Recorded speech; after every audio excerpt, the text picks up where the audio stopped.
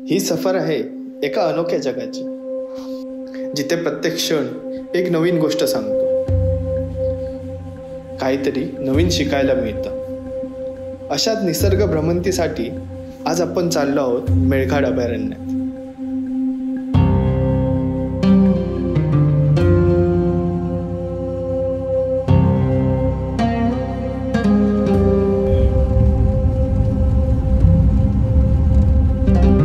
निसर्गात बरेच ट्रेल केलेत। आमच्या भागात आम्ही सफारी पण केलाय। एखाद्या सेंचुरीमध्ये जाऊन तिथे सफारी करण्याची ही माझी पहिलीच वेळ होती। त्यामुळे या सफारीला काय काय सायटिंग होईल याच्यासाठी एक्साइटमेंट होती।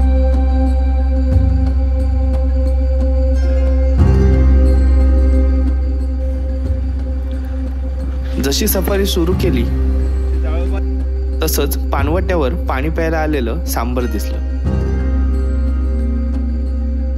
इकडच्या प्राण्यांना अजून गाड्यांची सवय नाही, त्यामुळे हे सांबर लगेच जंगलात शिरलं। थोडेफार व्हिडिओ घेऊन आम्ही पुढे निघालो। या भागात टायगरचं सायटिंग थोडं कमीच होतं, तरी पण म्हटलं की थोडं आपलं लक बघूया किती आहे।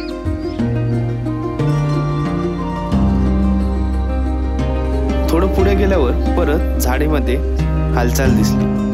बघितलं तर नीलगाय होते। तिचे फोटोग्राफ्स काढून जंगल बघत आम्ही पुढे निघालो।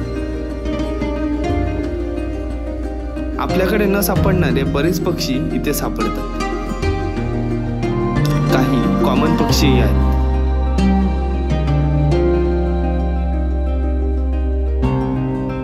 बराच वेळ काही सायटिंग झाली नव्हती आणि अचानक आम्हाला गवे दिसले। थोडं ऊन असल्यामुळे गवे झाडीमध्ये आराम करत होते। पहिल्या सफारीला सांबर नीलगाय सोडून काहीच दिसलं नाही। संध्याकाळी 3:30 वाजता आम्ही दुसऱ्या सफारीला निघालो।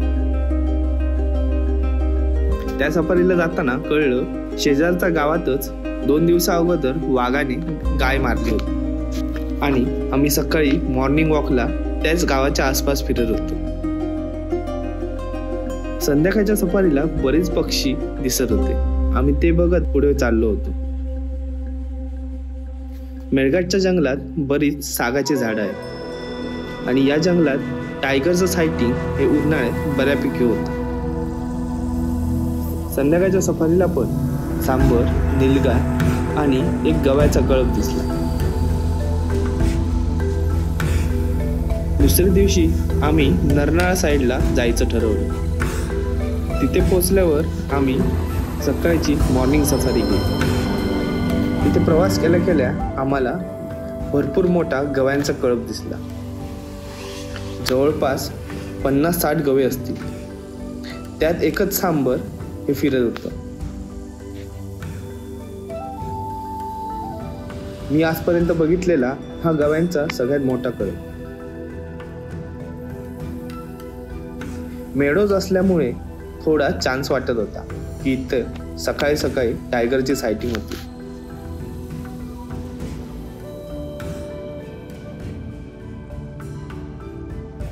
सकाळ सकाळी सफारीला असं जंगलात गेल्यावर प्राणी पक्षी दिसले की मन एकदम प्रसन्न होऊन जातं।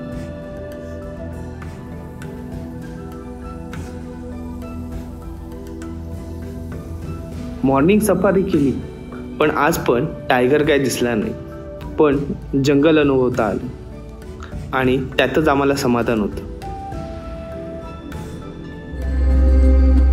संध्याकाळी आम्ही परत एकदा सफारी करायचं ठरवलं आणि 3:30ला जायचा प्लॅन ठरला, पण आम्हाला थोडा वेळ झाला आणि त्यात पुढे गेलेल्या एका सफारीला टायगर सायटिंग झाला। एका पाणवट्यावर टायगर बसला होता। त्यांनी आम्हाला फोटोग्राफ्स दाखवले। ते बघितल्यावर आम्ही लगेच त्या दिशेने निघालो, पण आम्ही जाईपर्यंत टायगर गेला होता। शेवटी थोडा वेळ आम्ही तिकडे थांबलो। एका जागेवर सांबराचा अलार्म कॉल आला। सो वाटलं की टायगर आपल्याला दिसेल, पण अंधार पडत आल्याने सफारीचा टाइम पण संपत आलेला। सो आम्हाला रिटर्न निघावं लागलं.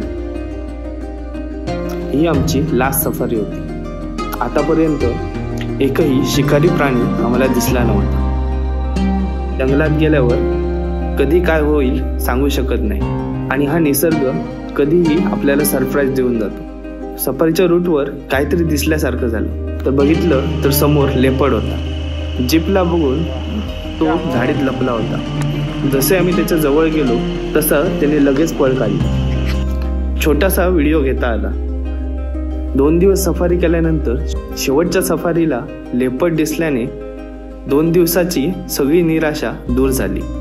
या मेळघाट टायगर रिझर्वमध्ये आलेल्याचं फळ मिळालं असं वाटलं. त्या 2 दिवसात बरंच काही बघायला मिळालं, शिकताही आलं. टायगर दिसला नाही पण टायगरसाठी परत या सेंचुरीमध्ये येणार हे नक्कीच.